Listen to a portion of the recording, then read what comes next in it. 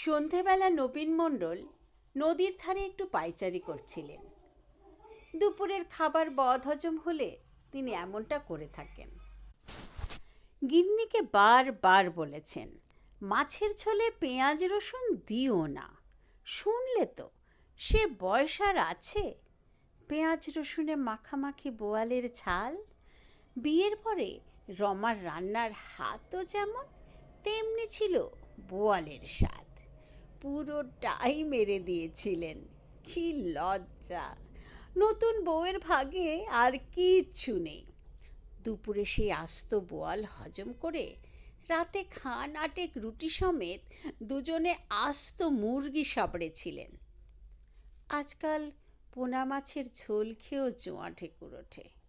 হেউ করে একটা ঠেকুর তুলেই লোকটাকে দেখতে পেলেন। ধুতি পাঞ্জাবি পরা মাঝারি মাপের একটি লোক ইতিউতি চাইতে চাইতে এদিকেই আসছেন। কখনো আকাশ দেখছেন, কখনো নদী, কখনো নদীর পাড়ের ঘাস, কখনো ওপারের গাছপালা। পর্যটকদের মতো অবাক হয়ে হ্যাংলাপানা চাউনি নয়, যেন নিশ্চিন্তে নিজের বিষয় সম্পত্তি দেখে নিচ্ছেন।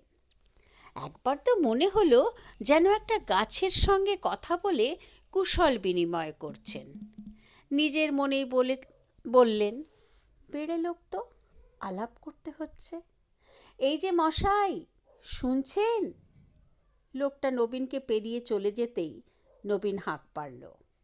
আধো অন্ধকারে দাঁড়িয়ে গেল ছায়াময় মানুষটি। নবীনই আবার জিজ্ঞাসা করলেন, মহাশয় কি এই গাঁয়ে নতুন? এইবার উত্তর এলো, আগে তা বলতে পারেন, তবে সবই যেন চেনা চেনা লাগছে। সে তো তাজ্জব ব্যাপার মশাই, আগের জন্মে এই নরকে জন্মেছিলেন নাকি? সে কি, নরক কেন হবে? আমি তো ভাবলাম। আহা হা হা, সত্যি কি আর নরক? নরকেষ্টপুরকে অনেকে মজা করে নরক বলে। কি অপূর্ব সিনারি বলুন! এমন নদী জঙ্গল কোথায় পাবেন বলুন তো? এমনকি আমাদের গায়ের ওপর দিয়ে যে মেঘগুলো ঘুরে বেড়ায়, সেগুলোও নাকি অদ্ভুত, আর কোথাও দেখা যায় না। আমরা তো ট্যুরিস্টদের কথা শুনে হাসাহাসি করি। না না, ভারী সুন্দর এই নরকেষ্টপুর। তা মহাশয়ের নাম কি? আমার নাম নবীন মণ্ডল। আগে আমার নাম ভগবান দাস। ভগবান? হ্যাঁ, কেন বলুন তো? এই নামে আর কেউ আছে নাকি? ছিল, বেশ কয়েকজন। বিদায় করা হয়েছে। সে কি? হ্যাঁ, এই গায়ে থাকতে চাইলে নামটি পাল্টে ফেলুন। আগে নাম তো আমি নিজে রাখিনি। কে রেখেছেন? বাবা, মা, নাকি মামা? আমার নাম রেখেছিলেন ঠাকুরদা। সবার নাম প অক্ষরে শুরু। প্রবীণ, প্রমিত, প্রসিত। শুধু আমার নামটি ন দিয়ে শুরু। আগে বাবা মাকে তো চিনি না।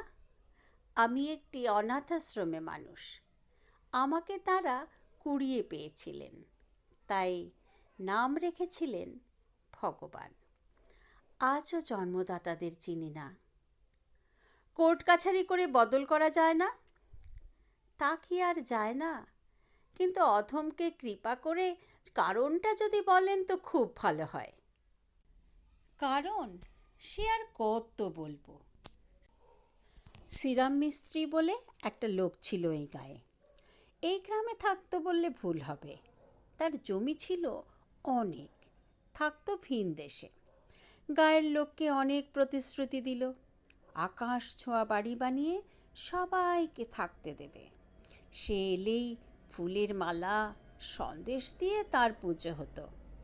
অনেক লোকের টাকা মেরে ব্যবসা গুটিয়ে বেপাত্তা হয়ে গেল। তারপর এলো যিশু আর মোহাম্মদ বলে দুটো লোক। কি তাদের প্রতিপত্তি! দুজনেরই গুন্ডা বাহিনী ছিল। যিশু সব ছেড়ে দান ধ্যানে মনোনিবেশ করল। তাও লোকজনের সহ্য হলো না। অতীতকে ভোলা যায়? বিদায় করলো। মোহাম্মদ তো মাঝে মাঝেই গণ্ডগোল পাকাতো, দুজনেই গ্রাম ছাড়া। এছাড়াও মধুসূদন নামক একটি দুশ্চরিত্র সুপুরুষ লোক ছিল, বিয়ে থা করেনি, কিন্তু অন্যের বউয়ের সঙ্গে লুকিয়ে লুকিয়ে রং তামাশা করত। এই নদীর ধারেই তাদের প্রেমালাপ দেখেছি সচক্ষে। কলসি কাঁখে বৌছিরা এসে দাঁড়িয়ে যেত, ঘন্টার পর ঘন্টা গল্প চলত তাদের। এছাড়াও অমুক বাবা তমুক ঠাকুর দেবাদেবীও অনেক এসেছেন, সব আজ গ্রাম ছাড়া। গায়ের লোক ঈশ্বর ভগবান এসব নাম শুনলেই ক্ষেপে ওঠে। বুঝলাম, কয়েকটা দিন সময় দিন, একটু থিতু হয়ে বসে না হয় নাম ধাম সব পাল্টে ফেলব। এখন গা ঢাকা দিয়ে থাকলে কেমন হয়?